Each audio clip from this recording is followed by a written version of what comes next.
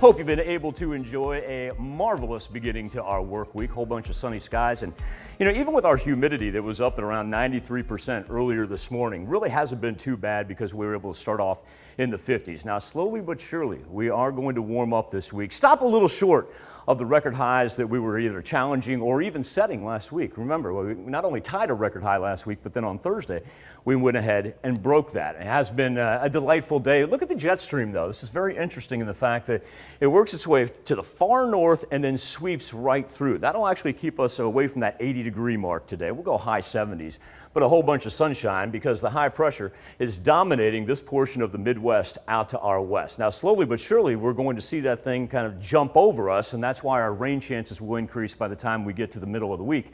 But in the time being, we're going to keep everything up in Big Sky country and then right here along the Great Lakes. That's probably going to be today's biggest threat for any severe weather that we'll see. Not for us, though, as we are going to be, say 77, 78 degrees, which is perfectly seasonable for this time of year. You'll notice here overnight that our temperature is not going to drop as low as what they did last night because we've got some instability that's about to present itself up in the Tuesday morning air. And what it'll do is work its way from the west, kind of formulate right there along the Kansas-Oklahoma state line like they so many times do, but we're not going to see a whole lot of north to south expansion on this. It's going to stay rather clustered. So there we are, about 4:30, we see it begin to gather, and that thing is going to throw down some thunder and lightning as well. And you can tell that's got some heavy rain right along the state line. Now, instead of it expanding and moving all the way through, it drops right to the central portion of the four-stage Jockeys I-44. So the farther north and the farther east that you are, you're not going to run into this tomorrow. However, down to the south, let's lock in because it's going to be here right in time for the Tuesday morning drive. And then after it backs down to the south right there, we're really going to be in store for a good afternoon. But I'll tell you what, down to the south too, where you're going to get the majority of that rain, it's going to heat right back up. We're going to be up into the 80s. So that humidity is going to play a factor. Now, as the system ducks down into central Arkansas, we actually get ready for another one. Remember, we talked about everybody up in the north and the east staying dry for the most part for the morning one.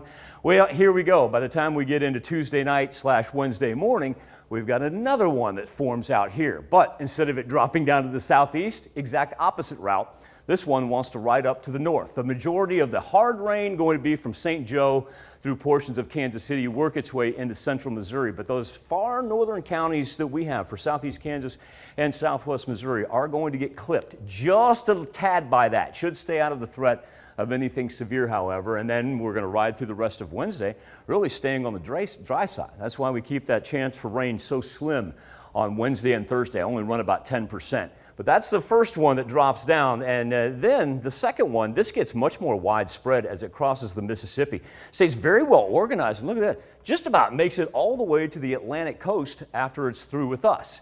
Get ready for a little bit of a heat wave there because we're going to come back and have temperatures that will be in the 80s for the most part for the rest of the week. So not too bad.